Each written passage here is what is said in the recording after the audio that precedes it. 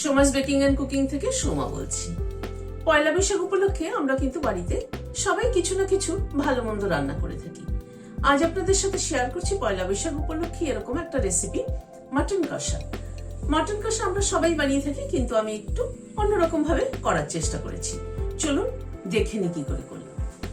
এখানে 500 গ্রাম মাটন নিয়েছি, হাফ চামচ নুন দিয়ে দিলাম, হাফ চামচ হলুদ দিলাম, হাফ চামচেরও কম দিলাম।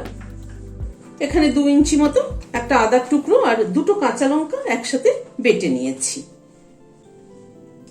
এখান থেকে হাফটা আমি ম্যারিনেশনে ব্যবহার করছি, হাফটা গ্রেভিতে দেব। এখানে 10-12 কোয়া রসুন পেস্ট করে নিয়েছি, এখান থেকেও হাফটা আমি এখানে ম্যারিনেশনে দিলাম। 1 চামচ উঁচু উঁচু রোস্টেড ধনের গুঁড়ো দিলাম, কাশ্মীরি লঙ্কার গুঁড়ো দিলাম হাফ চামচেরও কম, সর্ষের তেল দিচ্ছি 1 চামচ। সব দিয়ে মাংসটাকে ম্যারিনেট করে নিচ্ছি।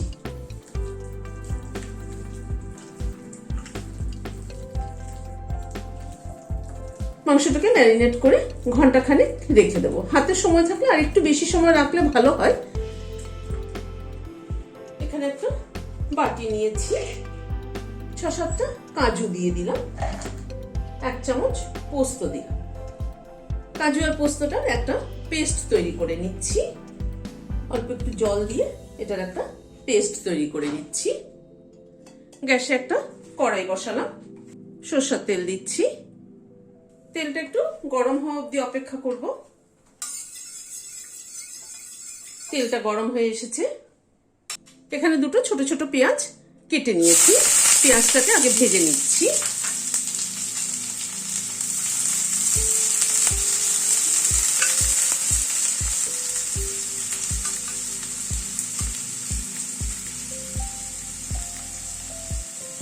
গ্যাসের ফ্লেমটাকে হাই করে দিয়ে পেঁয়াজটাকে কিন্তু ভাজছি।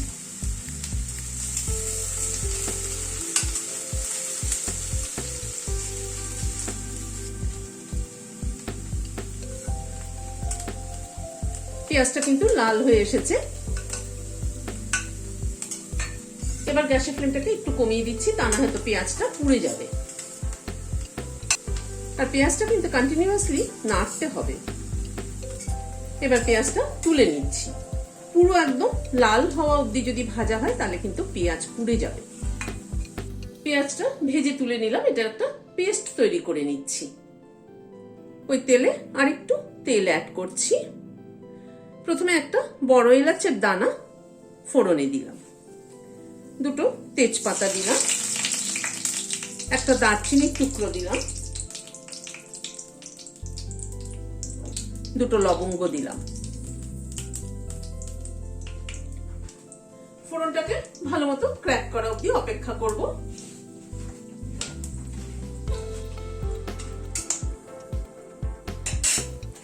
অল্প একটু চিনি দিলাম, এটা কিন্তু রঙের জন্য। চিনিটা ক্যারামেলাইজ হলে পরে কালারটা মাংসের খুব ভালো আসে।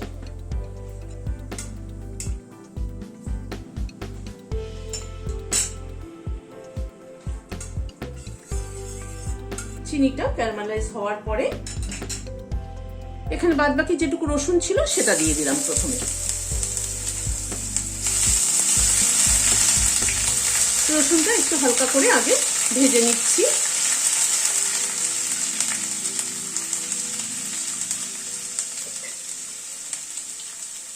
আদা কাঁচা লঙ্কার যে পেস্টটা ছিল আর 1 চামচ মতো সেটাও দিয়ে দিলাম।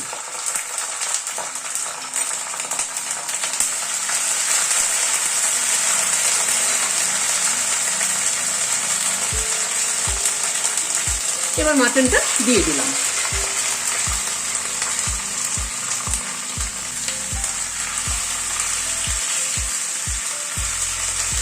মাটনটাকে দিয়ে এবার একটু নাড়াচাড়া করে নিচ্ছি।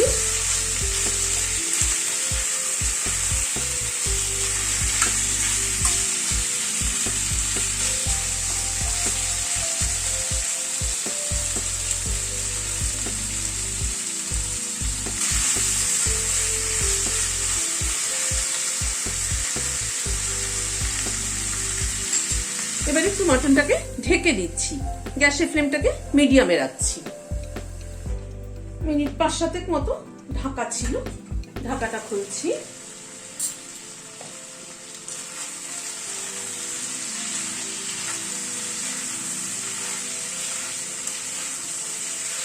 মাটনটার মধ্যে কিন্তু সব মশলা দিয়ে আমি ম্যারিনেট করে রেখেছিলাম।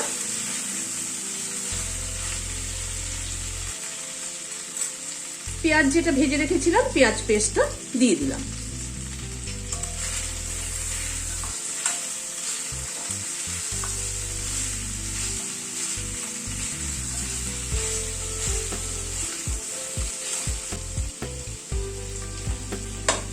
মাটনটাকে আবার একটু ঢেকে দিচ্ছি।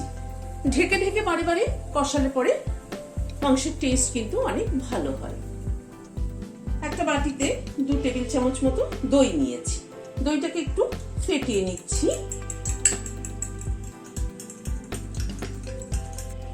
কাজু আর পোস্ত যেটা বেটে রেখেছি সেটা এর মধ্যে মিশিয়ে দিচ্ছি। দিয়ে আবার একটু দইটাকে ফেটিয়ে নিচ্ছি।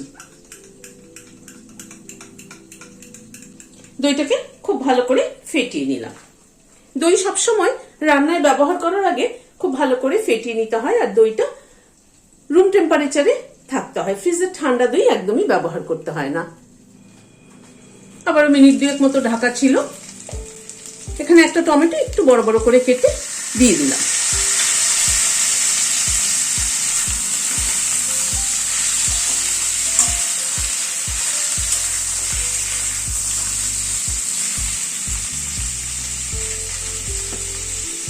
দই আর কাজু পোস্তর যে মিক্সচারটা আছে সেটা ঢেলে দিলাম। বাটিটা ধুয়ে একটু গরম জল অ্যাড করে দিচ্ছি।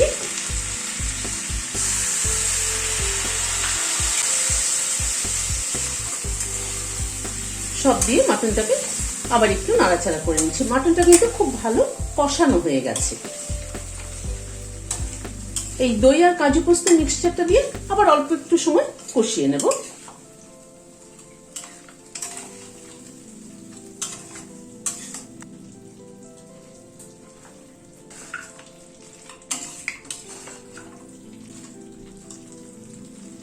নুনটা তখন 1/2 চামচ মতো দিয়েছিলাম, আর একটু লাগবে মনে হচ্ছে, আর একটু নুন অ্যাড করে দিচ্ছি। আরো 1/2 চামচ মতো নুন দিয়ে দিলাম।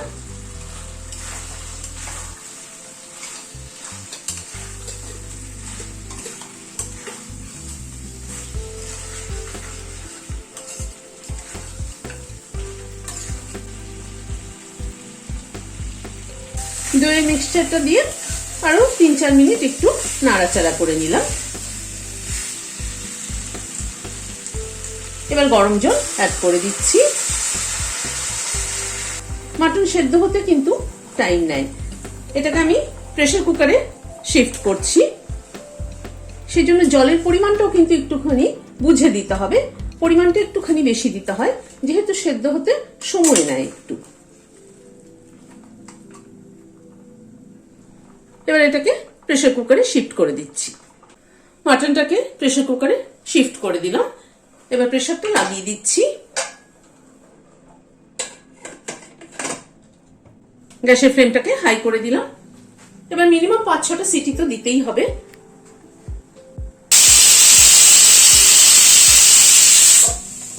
পাঁচটা সিটি দেওয়ার পরে গ্যাসের ফ্লেমটাকে বন্ধ করে দিচ্ছি। এবার স্টিমটা রিলিজ হওয়া অবধি অপেক্ষা করব। স্টিমটা পুরো রিলিজ হওয়ার পরে প্রেসারের ঢাকনাটা খুলছি।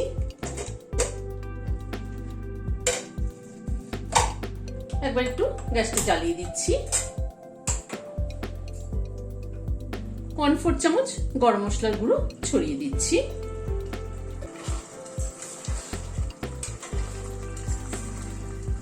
গরম মশলার গুঁড়োটা দিয়ে একটুখানি জাস্ট মিনিট খানেক একটু ফুটিয়ে নেব।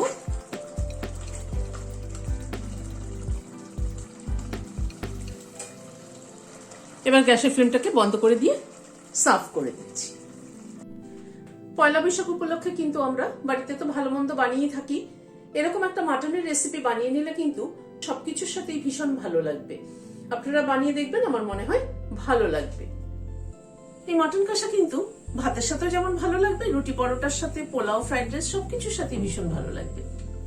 আপনাদের কেমন লাগলো আমাকে কমেন্ট বক্সে জানাবেন। ভালো লাগলে একটা লাইক এবং সাবস্ক্রাইব করার অনুরোধ রইল। আজ তাহলে এখানে শেষ করছি। নমস্কার।